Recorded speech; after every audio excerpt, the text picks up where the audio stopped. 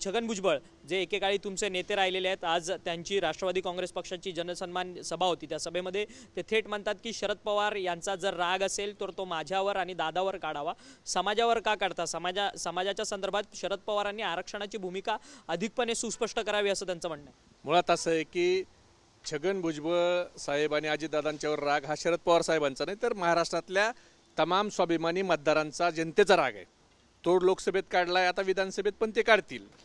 दुसरा भाग हा जे काय आरक्षणासंदर्भात भुजबळ साहेब बोलतायत, तर मला वाटतं ज्या वेळेला मंडळ विरुद्ध कमंडल असा संघर्ष झाला त्यावेळेला भुजबळ साहेबांनी पवार साहेबांसोबत येण्याची भूमिका काय घेतली, तर कमंडल यात्रा काढून भारतीय जनता पार्टी आणि त्यांचे मित्रपक्ष हे ओबीसीच्या आरक्षणाला विरोध करतायत आणि मंडळ आयोगाची अंमलबजावणी देशात सगळ्यात अगोदर जर कुणी केली असेल तर ती शरद पवार साहेबांनी करून ओबीसीला आरक्षण दिलं। आता ही भूमिका घेऊन शरद पवार साहेबांसोबत येणारे भुजबळ साहेब, ह्या भुजबळ साहेबांना आता ईडीच्या चौकशा लागल्या, 2.5 वर्ष जेलमध्ये गेले, परत जेलमध्ये जायला लागल, म्हणून आता काहीतरी भारतीय जनता पार्टीला खुश करायचं म्हणून त्या ठिकाणी पवार साहेबाच्या विरोधात ते बोलतायत असं मला वाटतं। कारण एक माणूस दोन भूमिका घेऊ शकत नाही।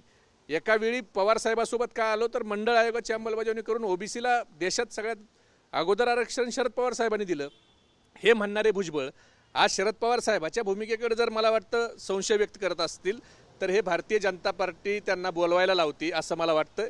आणि मुळात आरक्षणाचा जो काही प्रश्न आहे, मनोज जरांगे पाटलाला जे काही शब्द या सरकारनं दिलेत, मुळात सरकारनं मनोज जरांगे पाटलांच्या सोबत ज्या वेळेला अनेक शिष्टमंडळं गेली त्यावेळेला एखाद्या शिष्टमंडळात सरकारला असं का वाटलं नाही की विरोधी पक्षाच्या नेत्याला आपण घेऊन जावं।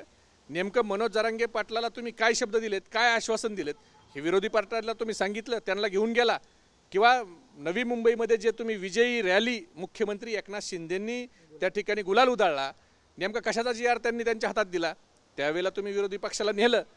मुळात असं आहे की चर्चा करताना आंदोलकाशी चर्चा करायची, श्रेय घ्यायचं आणि भारतीय जनता पार्टीला मुळात महागाई, बेरोजगारी, पक्ष चोरले ह्या सगळ्या विषयावरून त्यांचं लक्ष विचलित करायचं म्हणून ओबीसी विरुद्ध मराठा वाद लावण्याचं ठरवून कार्यक्रम ही भारतीय जनता पार्टी करते।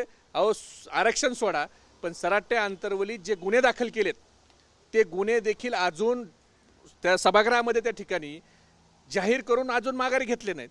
म्हणजे ह्यांना मराठा ओबीसी वाद लावत ठेवायचा आहे, हे प्लॅनिंगनं काम। म्हणजे भुजबळ साहेब रस्त्यावर येऊन त्या ठिकाणी विरोध करतायत, ओबीसीच्या बाबतीत समर्थन करताना सांगतायत की मराठा समाजाच्या लोकांच्याकडे तुम्ही केस कापायला जाऊ नका, दाढी करायला त्यांची दाढी करू नका, त्यांचे केस कापू नका। म्हणजे दोन समाजामध्ये तेढ निर्माण करण्याचं संविधानिक पदावर बसलेला माणूस कसा करू शकतो, हा सगळ्यात मोठा प्रश्न आहे। तुम्हाला जे काही म्हणणं मांडायचं आहे, तुम्ही राज्याचे मंत्री आहेत, तुमचं जर सरकार ऐकत नसेल तर तुमच्या मागण्या तुम्ही ओबीसीच्या हक्काच्या त्यांच्याकडे करा। मग नेमका GR कोणता दिला वाशीला, त्यावेळेला भुजबळ साहेब काय करत होते? मुळात हे ठरवून सरकारी पक्षाने एकाने मारल्यासारखं कर, मी त्या ठिकाणी रडल्यासारखं करतो आणि ह्या दोन समाजामध्ये वितुष्ट आणायचं काम ठरवून ही भारतीय जनता पार्टी आणि महायुतीचं सरकार करतंय।